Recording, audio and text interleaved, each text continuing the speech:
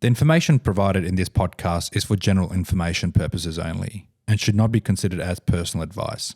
Always consult with a qualified professional or expert in the relevant field for personalised advice tailored to your specific situation.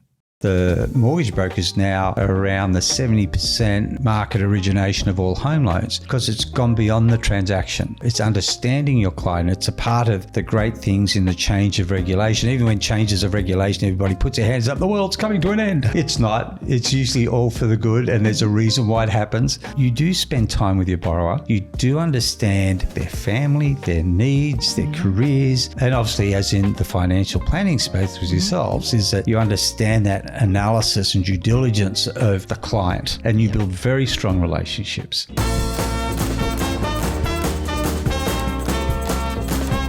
Hello, everybody, and welcome to another episode of The Wealth Guide, sponsored by Ryker Capital. My name is Tamara, and I'm the practice manager of Ryker Capital. With us today, and I'm very excited, I have Mr. Peter White, who is the Managing Director of the Finance Brokers Association of Australasia, the FBAA. Welcome, Peter. Thanks, Tamara. Pleasure to be with you. Also on the couch today, I have Principal and Senior Advisor of Ryker Capital Financial Planning, Mr. Ray Regmi. Thank you, Tamara. I'm super excited to have Pete here today. That's right. Excellent. And also another Senior Advisor at Ryker Capital, Mr. Dean DeSuki. Hi, Dean. Hi, Tamara. How are you? Very well, very well. Now, I'm going to bring up the topic of today's episode. I'll just give you a headline and let's dive into it. So Let's see where it goes. Let's see where it goes. Controversial, maybe, maybe not. My question to the panel as we kick off is the transactional broking business model dead?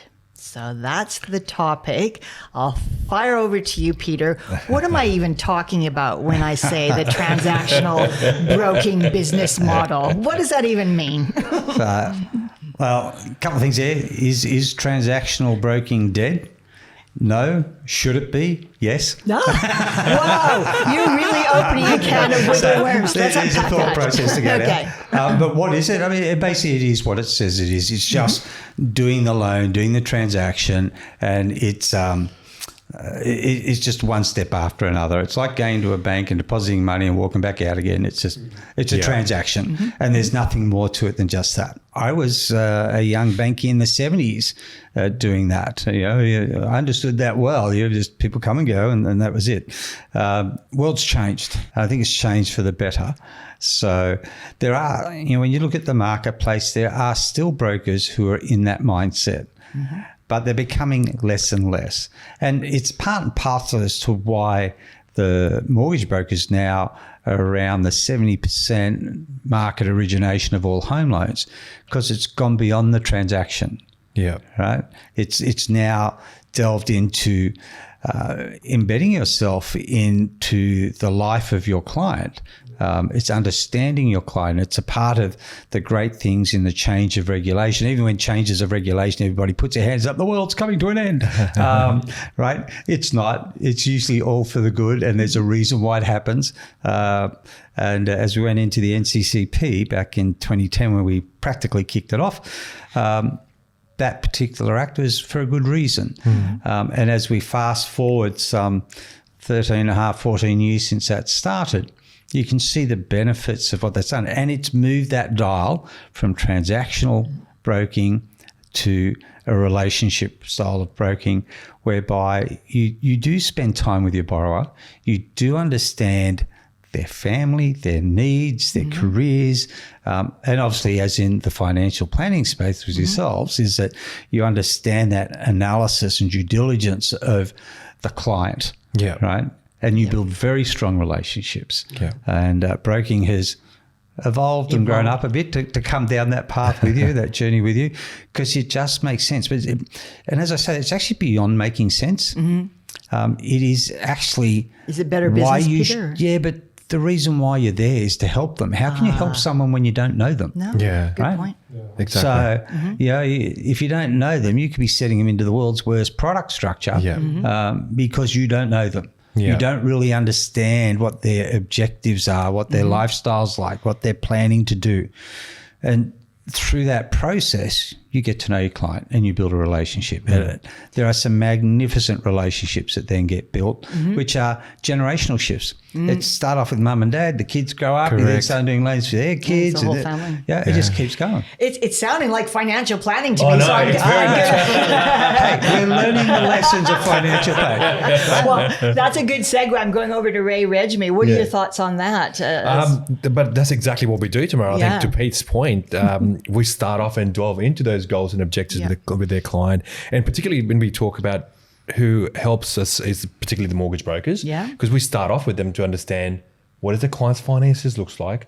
What are some of the products they're getting into? Are they buying an investment home loan? What does the tax position looks like? And then you start to create this goals objective model for a client. So ideally what you're trying to do is sort of tick off all those goals and aspirations that clients want. And it provides this holistic means, I know it's been used quite a bit. Yeah. Holistic is a term. What do you mean when you say holistic? So when you say holistic, I think what you're looking for is every single line item that the client is looking for as part of their financial well-being.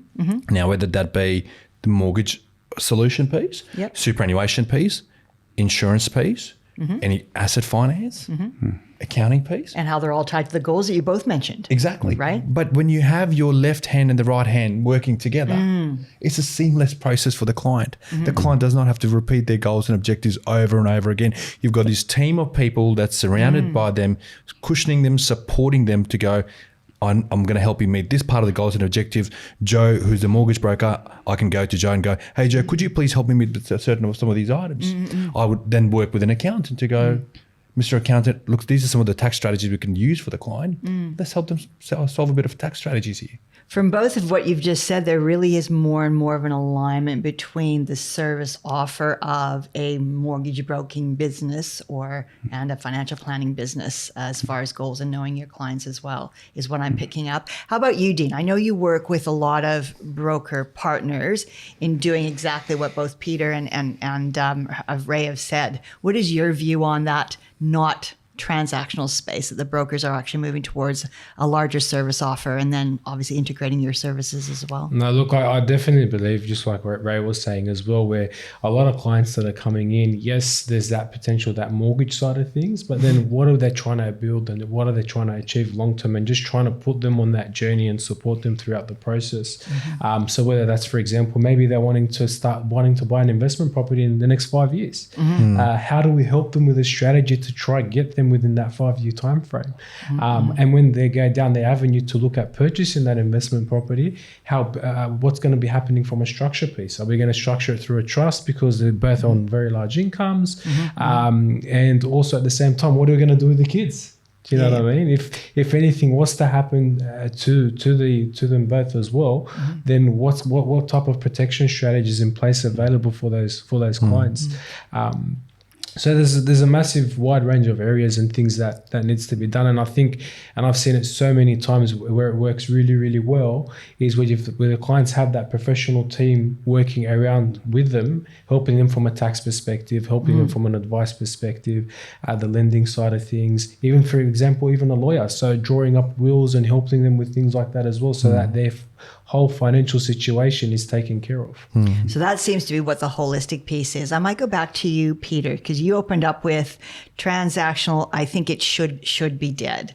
What are you seeing as far as from an association point of view when you've got people starting out in the broking business and there's mentoring and they're growing a business?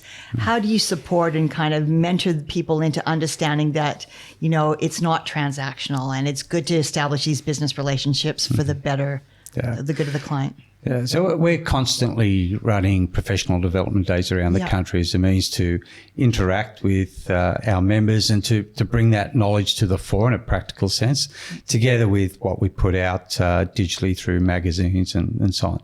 But there's constant interaction with members to understand that, I guess the piece that says to me, and from what the guys are saying too, it's all about being a part of the journey with the borrower. And we all have a piece of that, being a part of that journey. Yep.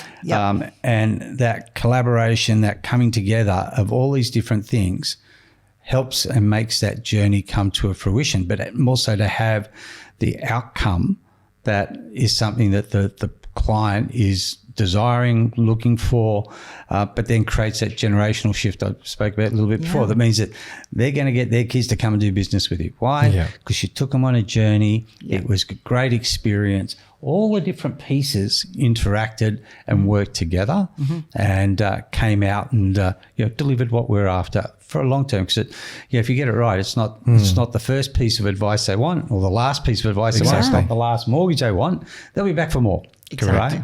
Right? But it's embedding yourself in that relationship, in that journey. It means it's simply not transactional. If it's transactional, you'll be hunting for the next business time and time again. If you get that relationship, that journey right, it comes to you. Then it's clients for life. Clients for the life. So there's two things I'm picking up from all three of you. It's working on getting to know the clients really well, understanding and working on goals, and making sure the client experience is good, not only with the different services you're providing, but how you're moving a client from one service to the other. Is that and the important piece in that cross-pollination, that working together with other partners, so whether it be with the financial planners or the tax advisors, the brokers, whoever it may be, is you'll need to be on the same page. Yes. Right? You need to be in sync with one another. Otherwise, somebody's going, I referred a business to you and you just didn't ring the client. You know, you can't have that happen. You said you're going to go out there and arrange a mortgage. What happened? You didn't go and you didn't tell them. That can't happen. Right? So these things need to, be as worked much on. as it's a relationship with the borrower, it's a relationship with each other. Exactly. Well, let's dive into that because I agree. I think that's very, very important because I've run a business as well. You guys are business people.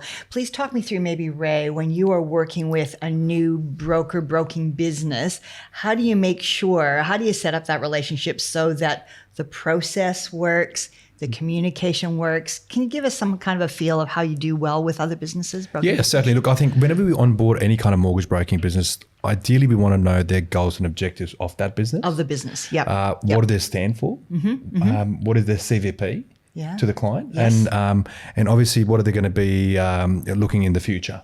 So we try to align with their goals and objectives, how do we go about helping your customer? But not only that, how do we help your business at the same time? Exactly. What are some of the missing value add pieces that we can sort of bring into your business? So not only sort of as previous examples that I gave from the cash flow perspective, how do we help that? How do we help the customers from an advocacy piece? Advocacy piece is great because once you provide this holistic service within the firm, the client will go sing your praises to other clients. Guess what they're doing? I'm like, at the barbecues, they are talking about this great experience that they've had. And that's why I say you don't have to go hunting for the business. It'll come to you. It's coming to you. That's right, because Peter. of that experience. And see, what we've done is as we work with these mortgage business services, we've been enabling them, doubling their revenue. Purely for that reason. But also we sort of put a lot of checks and measures in there to, again, the topics that we talked about, the clawback or the pre-approval shopper. So we stopped one of that's a great example I'd love to share actually. Okay. So the issue that we sort of found with one of these mortgage broking business was they were providing a lot of pre-approval service to a lot of new clients coming on board. Right. But they had difficulties retaining them. Okay. Now we sort of changed the process a little bit because if you looked at the traditional pre-approval mortgage borrowers or the people who are looking for pre-approvals were first-home buyers. Sure. And they had a significant amount of time that they were looking for these properties, and obviously sometimes they get priced out. So what we did was when we looked at some of their financial planning situation, we looked at going, well, why don't we set them up with a first home super saver scheme? So when we did that, what it did was it not only allowed them to sort of create a bit of a tax effective savings structure, they could contribute up to 15,000 of that salary sacrifice and built up their home savings. They were into a strategy with you. They had a plan and they were working with you as part of, I guess, that servicing group that include the financial planner and the broker. Is that what you're talking about? Correct, yes. So they're kind of sticky. Now they're sticky because what has happened is we provided them with this service where they can actually get this money out when they're ready to buy. But instead of going to another broker, we'd go, Mr. Client, Joe. Now you're ready. Back to Joe. Back to Joe. So now we've stopped that part of leak from that part of their business. Very all good. together. So that is really, you're helping the client, as you said, which everybody wants, but you're helping the business. 'cause You're helping you've the got business that you're working with. Exactly. Well, look, and as a consumer, from what we both, so I'm putting my consumer hat on because I've had a couple of loans, et cetera, and I also had financial planning needs. It is for me, if I can go to somebody and say, I need a mortgage, blah, blah, blah, I need all this other stuff. I want to be able to not have to search for that next service. I want you guys to say, I've got a guy, we work closely together with their business. This is where you go next. That's what I want as a consumer. Yeah.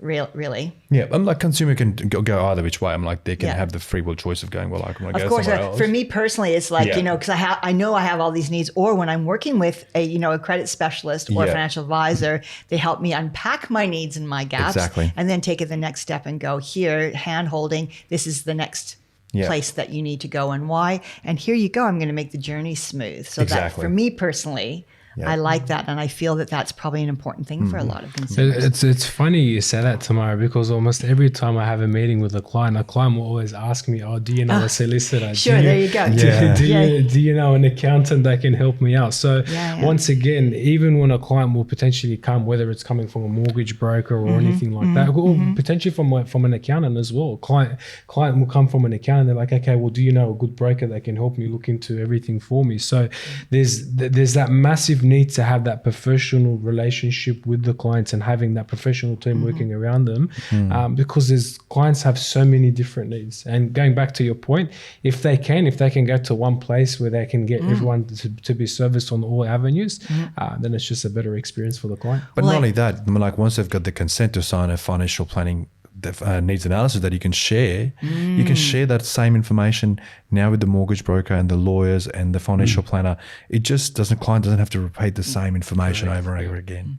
Which started off with your key point, Peter, is that know your client. You're starting to get to know the client in the broking space, and that knowledge with the permission of the client can be transferred on to a financial advisor if that's the next step in the journey. And that is the experience as well, and gives a person confidence in doing that too. I want to pick up on another point you made as well, Peter, intergenerational, working with families. So I'm a bit more mature age, and I'm not going to talk about numbers, but I do have adult children as well. And one of them is ready to get into the property market too. So really it's a matter of, is it something that, do I go in with my daughter? Is it a guarantor situation? Am I, what's happening there? That kind of a relationship would be very helpful from an intergenerational point of view, but then I'm more mature age and I have retirement planning needs. So is that the kind of thing you were talking about, Peter? Is that, am I an example of that? That's kind of what I've tried putting in context there. Yeah, Tamara, there's a couple of us that are probably in a similar boat. We're not talking about age, so it's fine, but a couple of younger people here that may not understand. That's it. But yeah, it's, if you have a good experience in doing something, you're going to tell your kids about it. You're going to pass on that knowledge and say, hey, look, you're at that time where you're looking at buying a property, whether it's somewhere you're going to live into or you're going to stay with mum and dad and buy something as an investment. Most parents would say, go get your own house and get out. But well, apparently does to me. But if you know where something works, you instantly go there. Yeah. Right? And we do that just naturally with anything. Whatever we're doing. If there's a good experience somewhere or something that you found that works because you have a bit of history and knowledge in doing those things, that's where you're going to tell your kids to go do, because that it works and it's a good experience. So, that generational movement, we find that when you've been in business for a while, let's phrase it that way, these things play out all the time, right? And it's actually, to me, is that next level of rewarding experience, not just what you're doing anyhow, but know that you're now helping these people that you helped that way back then, you're now helping their kids on their journey as well. And it makes a good story of it, but it also, again, it reinforces why market share is why it is. It's not because they're a bunch of darting, cheating crooks and nobody wants to deal with them. Kind of the opposite end of that stick, right? Well, it is. And you would have to know your client really well, because then you would know what services you can help me with. And you would know also when is a good time for me, for example, to talk to a financial advisor, and then kind of have that communication back and forth as well. I might go to you, Dean. You and I were talking about, and I need to flesh it out because it was a bit too complex for me not being an advisor. But let's say I'm a parent, for example, and I've got I've got a daughter. So let's say if I was a little bit older, going into retirement, I want to, give her some money to go into a deposit. Pros and cons, is it a good idea? We can do some credit advice, but, do I need to see a financial advisor? Because is that actually a good idea for me as well as my daughter? Do you remember the example you were telling me about? Yeah, I didn't really understand it. Over to you. Oh, wow. So the thing is, and we're seeing this a lot lately, where we've got parents obviously trying to assist their kids in purchasing their first properties. Especially when they come towards the tail end and closer towards their retirement. These lump sums could potentially affect their retirement. Now, this will be on the basis of, whether or not it's going to affect their overall asset position, but also as well, it could potentially affect their ability to get the age pension, because there's something called a gifting rule. Now, under Centrelink rules at the moment now, the parents can only gift to their kids, or they can only gift around about $10,000 a year or $30,000 over 3 years. If they don't, then potentially what might happen is this may affect their age pension ability as well. So it's all about trying to understand and have a happy medium between the two. And being able to obviously help their child secure their first property, but also at the same time looking after themselves as well, to make sure they don't jeopardize their ability to get age pensions and things like that. But it's also a great example, Dean, sorry, Tamara, That's okay. that, when you're working with a mortgage broker might have invariably said but yes, you can take that money out, but not realizing the impact that will have on parents. Correct, yeah. To go, well, hang on a second, mate, I know I've just taken $60,000 out, I've gifted it to my daughter for this house, but I've just kissed goodbye to my Centrelink. Now who's responsible for that?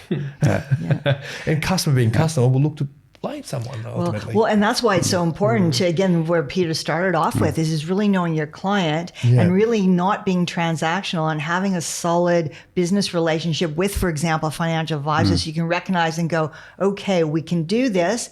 We need to work with a financial advisor as well. And then you guys working together as professionals to get the outcome. Exactly. Right? And finding out the consequences that might affect the end client. Because at the end of the day, a mortgage broker is going to have no idea about the impact on pensions. No. It's not their gig, right? It's not their gig. It's all about debt. It's about credit, right? Absolutely. So it's not on their radar. No. But what is on their radar is the best interest of the client, which is why they need this relationship. Work with the advisor and get the right advice for the client, and so it goes. Because it's not just about gifting, it's also you've now got equity release products and so on as well that come into play. And we have there used to be an association in the market called Sequel. It collapsed. We've taken that space over, which is looking and working with all the planners and the regulators of ASIC and so on, and the lenders, to understand the interactions in seniors lending, and look at where that should go to. There's a whole host of things that need to be done there, and most of it is about what we're talking about now. It's that interaction, that professional relationships, understanding where the lines are, but also understanding you've got to do the best thing by your client, and by not acting in a certain manner, you may not have taken that step. I know you've got a few. We were talking. You've got a couple of other examples where, you've got clients where that interaction and that communication from a business point of view really, better client outcomes as well. Look, I think whenever you're working within the mortgage broking and the financial planning spaces, like I mentioned before, Tamara, it ultimately all comes down to clients' goals and objectives, and what resources we need to pull in from putting on a tax financial planning cap, or whether we're putting the retirement cap to go, or a structural cap to go, well, okay, does this property belong in a trust company, or whatever the structure would be? Sure. And then you would sort of amplify those client goals and objectives depending on the circumstances. So it's really important to have that tight communication with your broker partner, because Correct. both of you are working for that outcome. So you really, it's not like it doesn't sound like it sometimes can be linear, but as far as the process goes, but it sometimes sounds to me, and correct me if I'm wrong, where the broker might uncover something, look, we need to get a financial advisor involved. And it might be even that you're having some joint meetings or communication and kind of going back and forth. That's what it's feeling like. Is that accurate? It very much is, but also it's also we're trying to create an ecosystem for the client. So depending on obviously what point of lifestyle they're at, their needs are going to differ and change. Of course. So if they're on the young home buyers where they're looking to buy their first property, they've got kids, they've got these basic needs for the insurance, reviewing some of the tax planning strategies, reviewing some of the superannuation part of the strategies, which would be very different to someone who's just about to sell the property, who's about to get a CGT bill. Of course. Then we've got to work with the mortgage broker to go, how do we minimize the capital gain tax for that customer?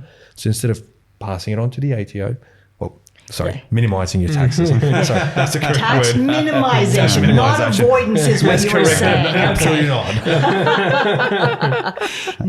No, and that sounds right too, because, so I've definitely got ASIC's attention there. we're going to keep it in. We don't need to edit it out. We just needed to clarify. So that's all right. So that does make sense. So for example, if my goal, like what Peter said, is I do want an investment property and I'm doing something, if I'm selling something and there's a capital gain, I want to minimize what I'm paying so that I can get to that goal again for the investment property, which again goes back to the broking space and getting to that loan Well, the security idea as well. is to firstly build your wealth, and the subsequent advantage of that is to minimize the capital gain tax. Of course. Yeah. Which is the life stage journey, which is what all of you guys were talking about. So it's not transactional. It's going to be life stages. And then if you're in business for a while, that you're going to be going through those life stages with Absolutely. And this happens many times. So if a client goes, I'm going to sell this property, I want to buy another property, which I really like. But hang on a second, this property, Joe, who's a mortgage broker, goes, you've got a CGT event maybe happening. Perhaps best to speak to Ray and the team or the Ryker and the team, and let me help you with that purchase. But we just got to address that CGT. How do we minimize it and utilize some of that capital to utilize for the next purchase, and so on and so forth. So that every bit of scenario and depending on life stages goes hand in hand. It does. And you can see that. Well, I'm going to bring in too something like self-managed super fund. So let me talk about that, because I know there's particularly if you're going to have a property in that self-managed super fund, there's, of course, the lending space, and I think that's very specialized, and it would be great to get your comments on that, Peter, as well. And that's structures and goals, so that's kind of all about retirement. But then you might have an investment property that might not be appropriate in a self-managed super fund because of other goals. But you also need lending for that as well. To me, that's very complex, and I can see a lot of back and forth. There's some mutual kind of, really coordination to make sure the client can achieve all of that.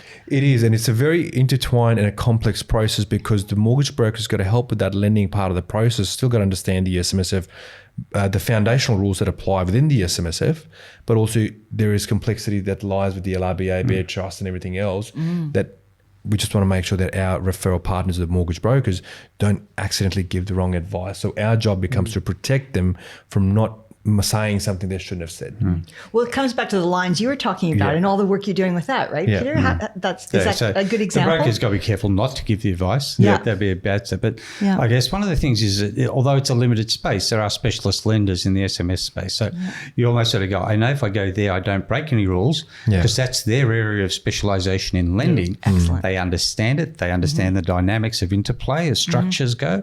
And it helps to make it simpler and easier through that process. So, in one respect, I won't say it's easy, but it's easier for the broker because there's not so many players, and those that are specialists. And so that is very helpful in the process. It plays back to where the financial planner is giving the advice from, to ensure that dynamic doesn't unintendedly knock something over on the way through. So I wish you didn't step there. That's not helpful.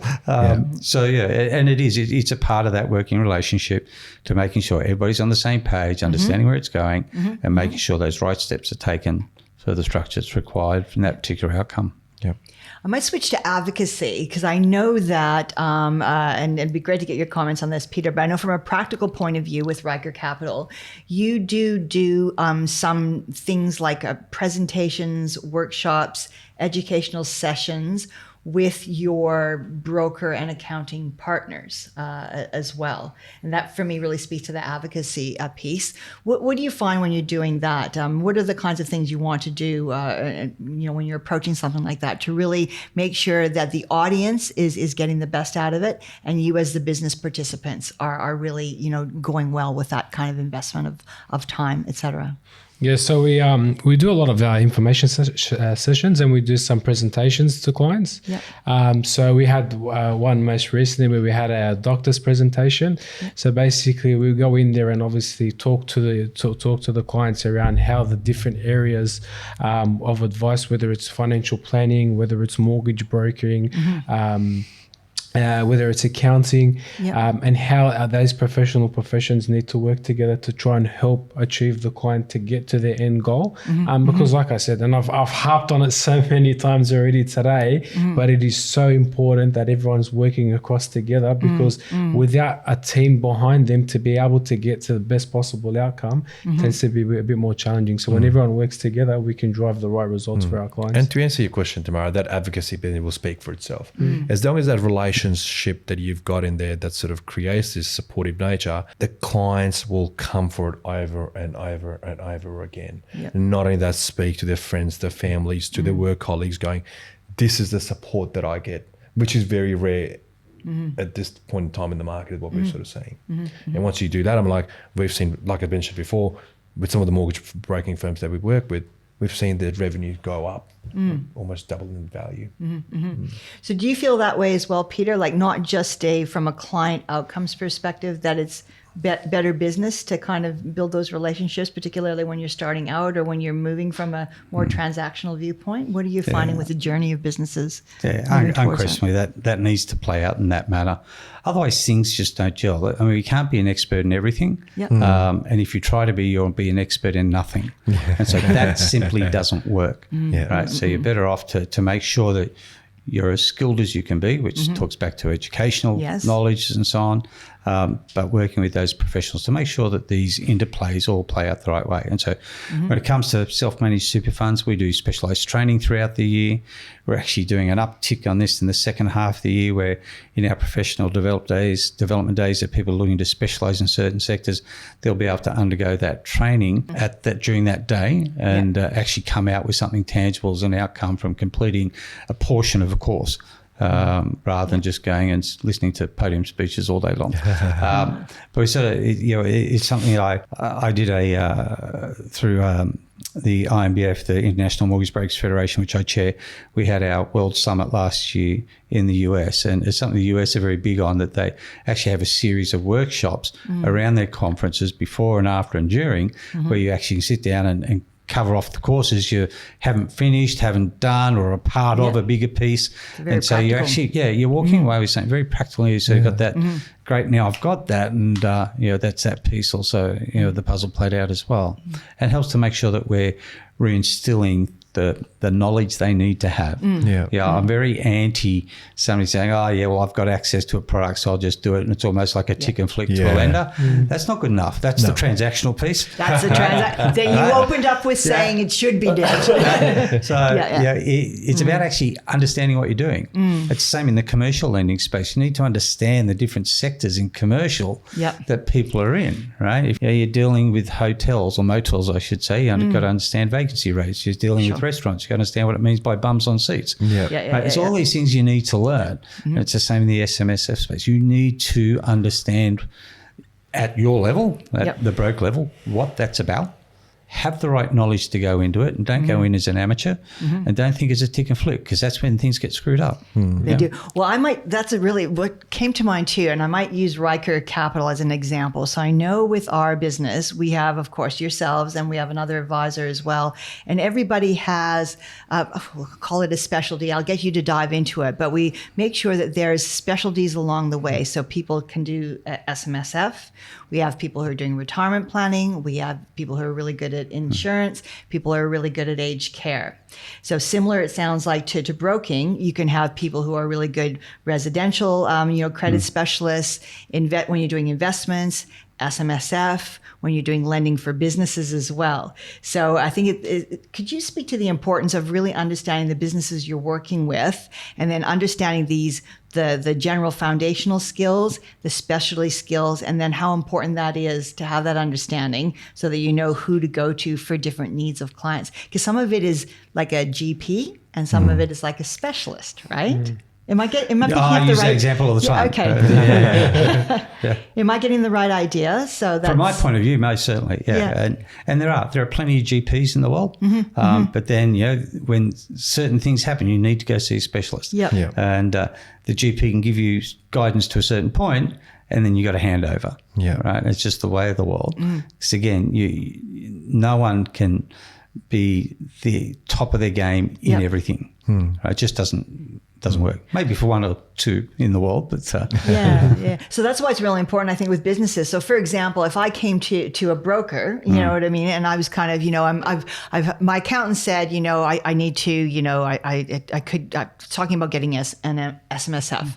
I want to get a property. It might be going to a broker, and a broker going, well, probably let's talk to the financial advisor on this, to make sure that's the right structure, et cetera, how you're going to do it. And then we can come back, once we've got all our ducks in a row and do the lending. And you got a self-managed super fund in place. Well, exactly. But then you need to understand as a business person, do I have a financial advisor who specializes in self-managed super funds? Yeah. So that's from a Correct. business Yeah. perspective, Correct. lining that up, right? Correct. And having the knowledge. And you need to have that sort of base foundational skills. Again, there's a lot of moving parts in aged care that's constantly Aged changing care. with the regulation side. Yeah. Now, I might not be specialized, but Ricky is. Yeah. And Ricky is constantly up to, keeping himself up to date on some of these changes. Now, Dean deals with some of the UK pensions. Now, obviously, UK pensions are constantly evolving themselves.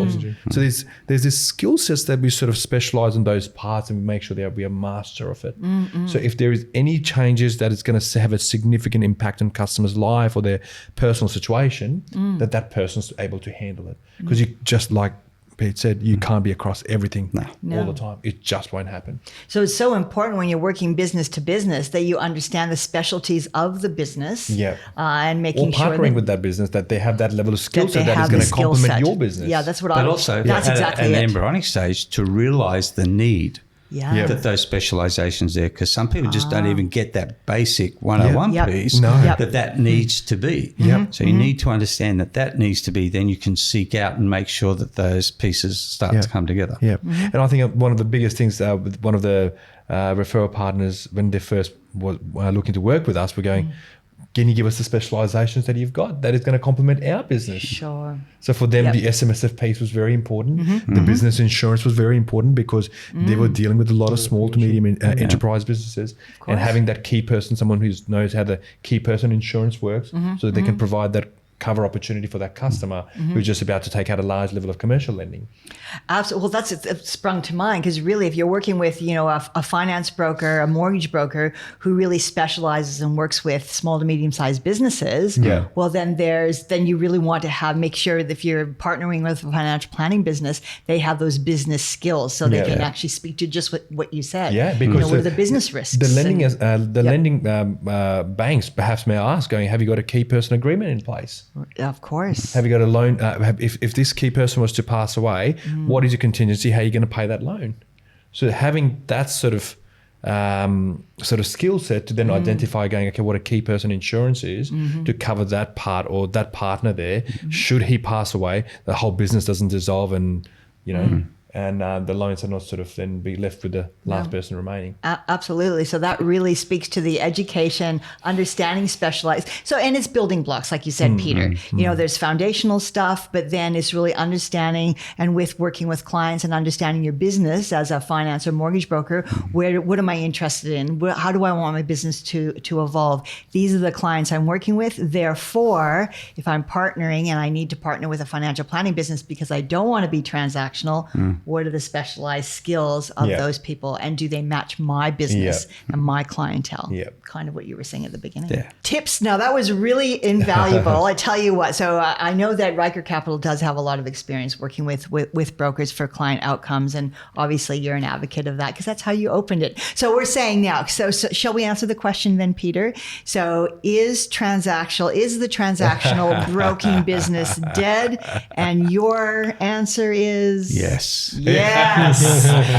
Thank you, Peter White from the FBAA. Have had a marvelous time taping these episodes with you. Thanks very much. Thank you, Peter. Thank you. Thank you.